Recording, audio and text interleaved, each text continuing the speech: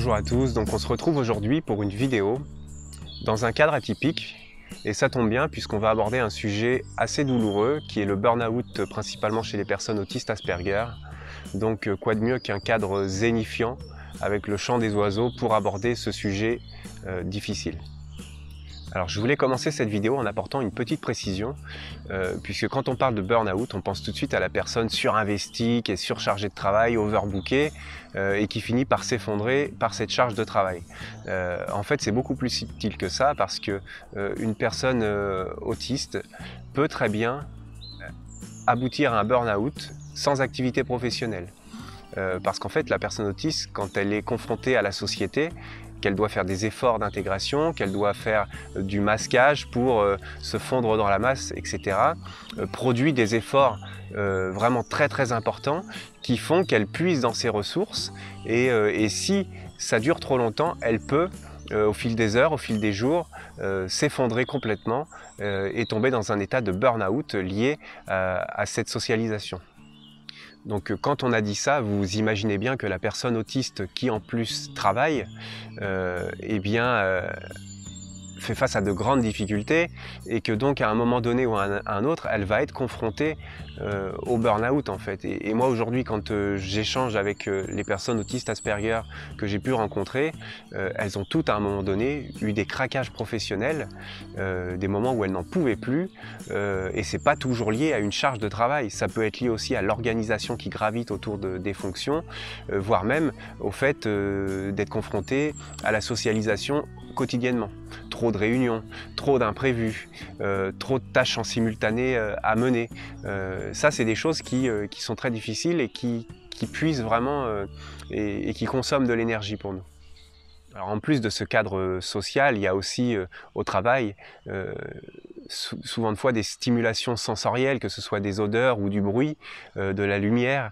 Et ça aussi, c'est des choses qui petit à petit vont consommer de l'énergie et vont faire que le corps va s'user au fil des jours, au fil des semaines. Le simple fait de se lever le matin, de devoir aller au travail, de saluer ses collègues, de discuter avec eux, c'est déjà un gros effort et ça personne n'en a conscience, mais c'est quelque chose qui nous coûte en énergie et qui nous fatigue en fait. Donc on le fait parce que on a besoin aussi de travailler, je pense qu'on a besoin et on aime se challenger quelque part, mais il faut savoir que ça nous coûte en énergie. À titre personnel, j'ai refoulé pendant des années les signaux que mon corps m'envoyait. Alors ça pouvait être le cœur qui palpite, les poussées d'eczéma, le mal de ventre avec des diarrhées, je vous passe les détails, des moments de grosse fatigue, c'est-à-dire que le soir je rentrais du travail, je devais dormir, les week-ends je passais, dès que je pouvais dormir, je dormais, et donc ça c'est déjà des signaux qu'il faut prendre en compte, et moi je voulais pas les écouter parce que je me disais c'est une faiblesse. C'est une faiblesse et il faut que tu te fasses violence et il faut que tu continues. Donc j'ai continué. J'ai continué, sauf qu'à un moment donné, le corps, il dit vraiment stop. Et quand il en peut plus, vous restez couché. Vous ne pouvez plus rien faire. Vous pouvez même sombrer en dépression. Ça m'est arrivé. Je me suis même aperçu au travers de ces expériences qu'il était même possible de pleurer de fatigue. C'est très long et c'est très difficile pour se remettre d'un tel événement. Donc c'est pour ça qu'il faut essayer de le prévenir au maximum. Alors il faut aussi savoir qu'une personne porteuse du syndrome d'Asperger, pour atteindre les objectifs fixés, va être capable de produire de très grosses quantités de travail en très peu de temps, au point de s'oublier elle-même et d'oublier ses propres besoins. Donc c'est vraiment une qualité, c'est un avantage, mais attention, puisqu'à un moment donné ou à un autre, on va être rattrapé par la fatigue et par l'effondrement et donc le burn-out. Alors comment prévenir le burn-out en fait? Parce que c'est une question que je me suis posée par rapport à mon vécu et je me suis dit comment on pourrait faire en sorte que ça ne se reproduise pas. D'après les recherches que j'ai pu faire, c'est qu'en fait on a un dysfonctionnement neuronal, donc apparemment ce serait au niveau entre la zone limbique et la zone préfrontale du cerveau en fait, on a un dysfonctionnement qui fait que on a du mal à caractériser notre état de santé. On a du mal à savoir si on est fatigué, si on est bien, presque même si on est content ou si on est triste ou voilà. Donc déjà, partant de là, on a un gros handicap puisqu'on n'est pas capable de savoir comment on se sent. Donc c'est déjà là une difficulté non négligeable, puisque comment faire pour savoir finalement si on va passer au burn-out ou pas, ça peut être assez compliqué. Dans mon vécu, je me suis rendu compte que les personnes autour de moi, dans mon cadre professionnel ou dans mon cadre personnel, euh, pouvaient m'envoyer des signaux, me faire des petites remarques. Par exemple, des collègues, à l'époque où je travaillais beaucoup, des collègues pouvaient s'étonner. Ils partaient le soir à 18h et quand ils revenaient le lendemain matin à 7h, j'étais encore là. Et donc ils faisaient des petites remarques en disant bah dis donc, mais c'est que tu as dormi là et tout.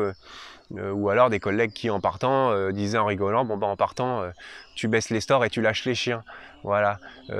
Et ça en fait ce genre de petites remarques qui peuvent paraître sympathiques et drôles, il faut savoir les écouter puisque ça veut dire que quelque part les gens ont constaté qu'on était très présent dans notre travail. Et ça, moi, j'ai pas su l'entendre. Je pense aussi qu'il faut être capable d'entendre les remarques de tout le monde, y compris des collègues qui nous irritent. Le genre de collègues bons comédiens, vous savez, ceux qui pour un travail de 5 minutes vont passer 3 jours à essayer de trouver une solution pour pas le faire.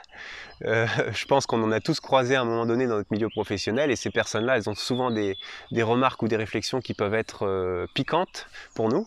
Parce que quand on est très impliqué, enfin moi je vois dans ma situation personnelle, je me suis battu j'ai repris mes études, j'ai vraiment produit de gros efforts pour être embauché. Et quand on a des mecs en face de nous qui se la coulent douce et puis qui ont des réflexions du genre moi j'en sais, mieux je me porte, et puis tu t'investis trop, et puis ceci, et puis cela, et puis ça te rend pas service, et puis le travail fait par les autres ne me fait pas peur, etc. Et ben en fait, il faut être capable de les entendre, parce que ces personnes-là, elles ont une philosophie qui ne nous correspond pas, qui moi ne me correspond pas, mais finalement que j'arrive à comprendre, parce ces personnes-là sont un peu en recul par rapport au monde du travail. Alors elles font leur travail, elles en font pas plus, voilà. Et finalement, c'est peut-être pas un mal, je me dis aujourd'hui. C'est quelque chose que j'ai vraiment beaucoup de mal à faire, et c'est pas ma philosophie, mais en tout cas, ça se respecte, je trouve, et donc il faut être capable d'entendre ces remarques-là, ces réflexions-là, même de ces personnes qui peuvent parfois être blessantes, puisque quand on est surinvesti dans son travail et qu'on se prend une réflexion comme ça, bah, parfois ça blesse. Voilà. Donc si vous arrivez au travers de ces différents signaux à identifier que vous commencez à être trop chargé de travail ou que vous vivez mal les choses, et ben c'est pas une faille de l'avouer, c'est vraiment vous rendre service à vous. Aimez-vous en premier parce qu'en fait, ça c'est pareil, c'est quelque chose que je me suis aperçu au travers de mon expérience professionnelle, c'est que quand on a la tête dans le guidon dans son travail et qu'on donne le meilleur de nous-mêmes, on perd à l'esprit que si demain on n'est plus là, si demain on meurt par exemple, c'est le plus dramatique des scénarios, eh bien l'entreprise elle va fonctionner sans nous. Et les gens ils vont se débrouiller sans nous.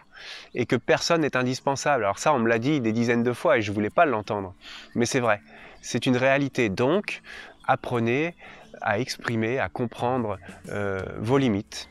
Et à les communiquer à vos responsables en disant voilà écoute là j'ai ça, ça va pas, il faut prioriser, il faut diminuer, il faut répartir la charge différemment, ça commence à être douloureux pour moi. Il faut vraiment apprendre à le faire, c'est très important pour vous-même. Parce que finalement, plus on en fait, plus on nous en donne.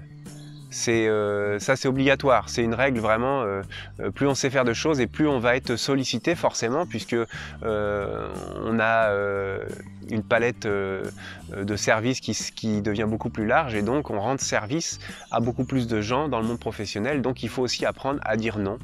Non, ça sort un peu de mon cadre de travail, je n'ai pas le temps pour l'instant, on verra plus tard et il faut apprendre à accepter que la personne elle s'oriente vers quelqu'un d'autre pour demander la même chose et que qu'on vous a demandé de faire à vous, peut-être que ça va être fait par quelqu'un d'autre et ça, il faut apprendre à l'accepter aussi.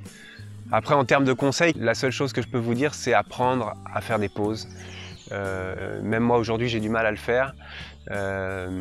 Mais c'est vraiment apprendre, quitte à vous mettre des rappels ou des minuteries, il y a des montres connectées qui vous disent levez-vous, et ben, il faut écouter ces montres connectées là si vous en avez une.